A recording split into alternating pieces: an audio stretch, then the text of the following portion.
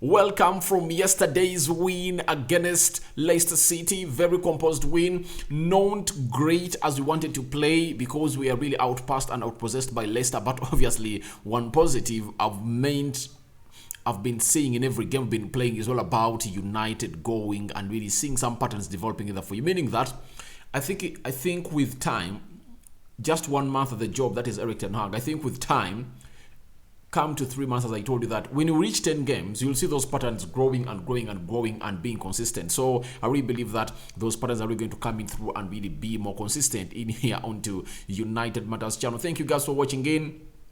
Today we are talking Ten Hag, Frenkie De Jong disappointment as the transfer window ended yesterday. You all know that, and Frenkie De Jong was not delivered at Manchester United. Yet we're always told that he is the marquee signing. He is the main target of Erik ten Hag and the board of Manchester United, and they are all eyes onto this deal.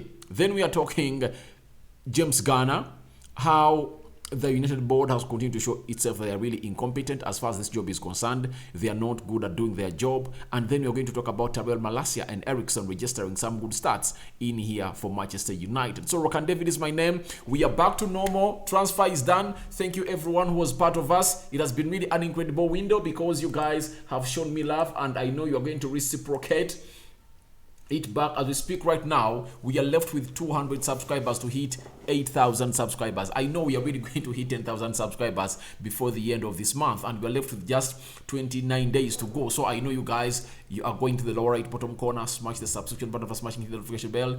That will enable you get notified each and every time I upload a video to this channel, and that is United Matters channel. Guys, let me start this story by flashing that photo. That photo will walk down in history as a representation of the incompetent board members of Manchester United. Let me show you. This is Richard Arnold, the CEO of Manchester United. This is John Mata down in Barcelona, agreeing personal terms with agreeing a deal with Barcelona, 75 million euros plus 10 million euros of add-ons for Frenkie De Jong. Yet everything with the player was really nasty and not done. And it shows you the amateurism that is at Manchester United that really sent Erik ten Hag in disappointment to signing a player who goes by the name of Casemiro, because he never wanted Casemiro, he wanted Frenkie De Jong. Maybe would have wanted them both, but if I told you ask ten Hag on any day, on Casemiro and Frenkie De Jong, who do you want? He would have said, get me Casemiro. Because you saw yesterday that midfield area of Manchester United, maybe had a plan that the main important thing is that us to get a player who gets that ball from the back four. But these two gentlemen went in Barcelona, ripped and harvested nothing. That's it. So these two men are incompetent, and that's why the Glazers are to blame sometimes, because we've gone ahead to miss out on good players because of these two people. And you never know, if at all they had good experience in them, they would have noticed this early enough and said, all right, it's not going to work out. Let's go in and really gate in any other players. Maybe that would have really been better. So that's what I started this story in that mood. So let's get into exactly what I'm talking about. Samuel Lucas, a correspondent of Manchester United, has told us that Mota, a man that you saw in white in that photo that I've just shown you, had a verbal agreement with De Jong's agent, Ali Dawson, on a salary and an encouraging development that suggested De Jong was more receptive to join Manchester United than his public proclamation suggested. So, you know United on spinning. They've now started to spin it left, right, and center because they know it's going all back to them. It's going all back to them, and there is no way you are going to expose your incompetency than this. The incompetency of Mota and Richard Arnold was exposed onto this deal. Yes, because if at all they are not incompetent, they would have had the eyes to see that this deal is not going to happen. Let's leave. The player didn't want to leave. Barcelona, that's it. It said the why see ahead. Now, if you don't see ahead, that means you're incompetent. When we say that we want Glazers out, these are the reasons as to why you want the Glazers out of this club. That's it. They are employing people who are incompetent and not good at their job. So that's why on any day, we will call them out every second that we spend breathing. Their incompetency is really out of this world, and they are going to speed it left, right, and center. Trust me, more is yet to come. You're going to hear lots of things being packaged by the club because they are PR machines. They know what to do, and the fans are always playing to their minds. But me as Rock and David, I'm not ready to take in their trash. I'm not ready to take in their residues. I'm not ready because you can't tell me that you reached an agreement with the agent of the player, all right, and close to 3 months, you're closing in a deal that started way back in May. It reaches August 1st, and your signals are not telling you that this deal is not going to happen. You get? That is the problem. We would have gone in for other players. You get? Not for desperate signings. So, these guys are not good enough, and they really lack the experience. And I hate it to say it that they are learning on the job. We brought in Ole Gunnar Solskjaer, who was learning on the job. What better result did we get? The team went all in raptures. The dressing room was leaking. You get?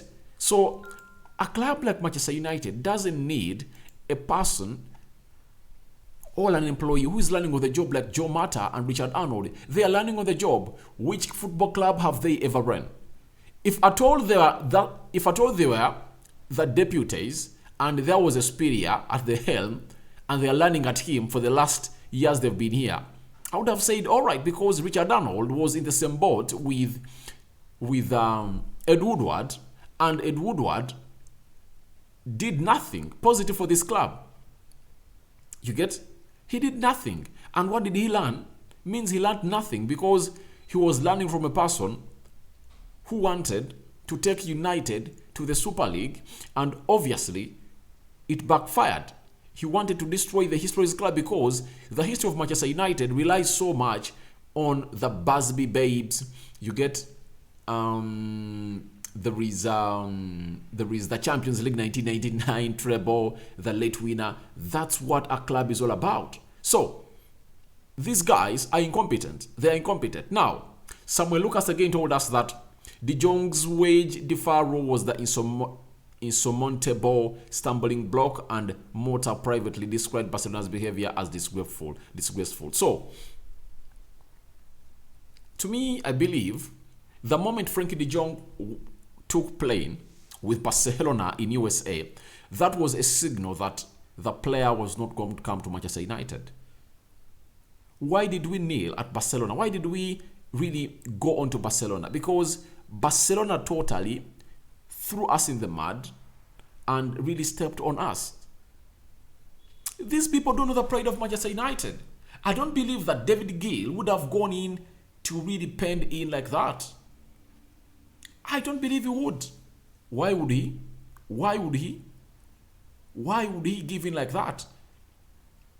These people need to be shown the right way to do things. And when are they going to learn how to do these things? I don't know, because they sacked Rangnick, who was here, who knew how everything would have gone in through. So, if Barcelona was disgraceful, you know how a deal is done. If Rokan David down in Africa knows how a football deal is done, that everything depends on the player. Obviously, he will come out and say we had already agreed personal terms with the agent of the player. And obviously, did you talk to the player?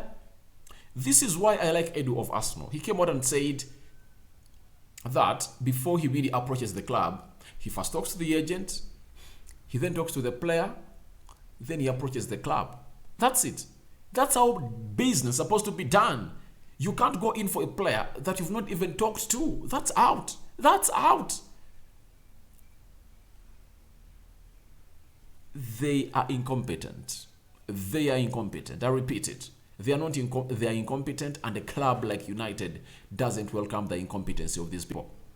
That's it. And they believe they know, yet they know nothing. You get? That is the worst disease in the world. Believing that you know, yet you don't know. That is the worst disease in the world. And that's the disease they're suffering from. You get? So, the Glazers are really a joke, and they're employing incompetent people. That's it. And I won't believe that at a time X, these Glazers will ever even go in and respect us for a certain period of time, because they know what to do to spin up. And they're doing their spins, as you see about Frenkie De Jong, because they know it's going to go all back to them. Then, this is another story that I found very touching, that a United official called an intermediary to inform them James Garner was for sale before telling the player first. Can you imagine? How can you sell a player when you've not yet told him first? You have to first brief him and listen to him. You get? But they sold the player, and it shows you that they just didn't want to load him off. Reason being, they sold him at £9 million with £6 million of add-ons and maybe a resale percentage. When Everton sells the player, United gets a percentage. They just want to dispose him off.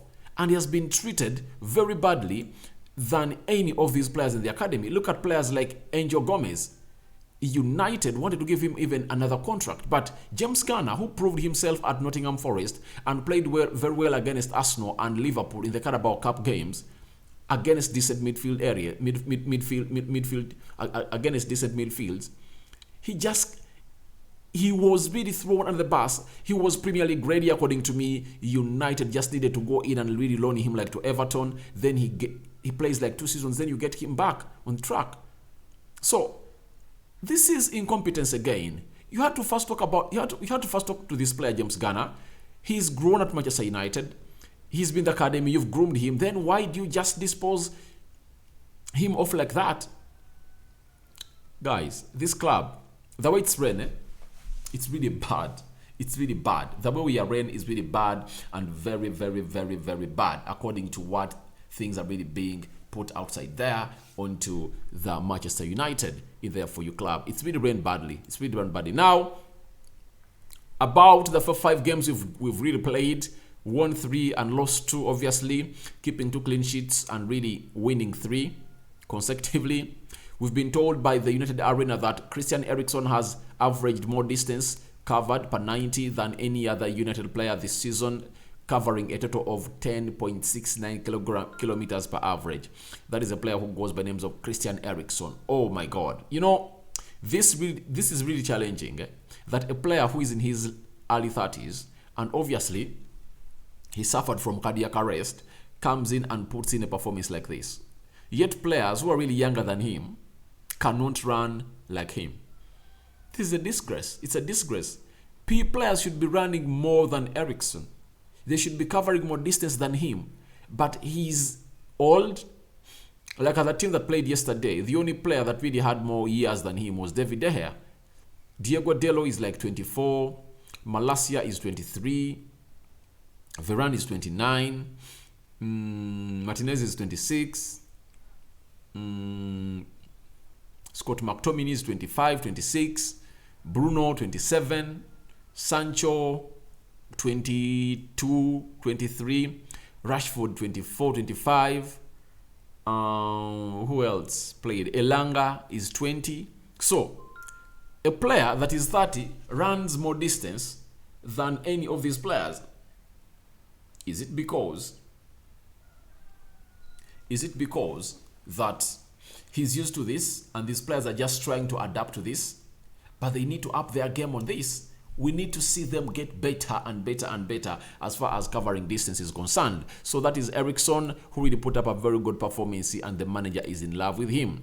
Obviously, we've been told, official, Tyrell Malacia has made the Dutch provisional squad for the upcoming Nation League games. Obviously, he has to make it because he has been playing very well ever since he came on as a substitute in the game of Brentford. He showed a lot of composure and a lot of command and aggressiveness on the pitch. Obviously, earned himself a first start of Manchester United against Liverpool. And he really silenced Mohamed Salah, one of the best wide forwards we have in the world currently. But he silenced him the entire 90 minutes. You get? Then after that, he played against Southampton. He played very well. And yesterday against Leicester City, he played very well. And obviously, he deserves a call. There is no reason Louis van Gaal could give to him of not really calling him. So guys, thank you very much for watching in. Your reactions to Erik ten Hag, Frenkie De Jong disappointment, and the story of James Garner being sold when he was not knowing. Then we talk about Tyrell Malacia's involvement into the Dutch squad. Obviously, let's talk about Eriksen covering 10.6 kilometers in the 5 games on average, and he has covered more distance than any of the United players. Rokan David is my name. I sign out for now. See you later. First video of the day, more is yet to come, but obviously don't forget to go in the lower right bottom corner and smash the subscription button. For smashing it, hit the notification bell that will enable you get notified each and every time I upload a video onto this channel. Rokan David is my name. I'm out.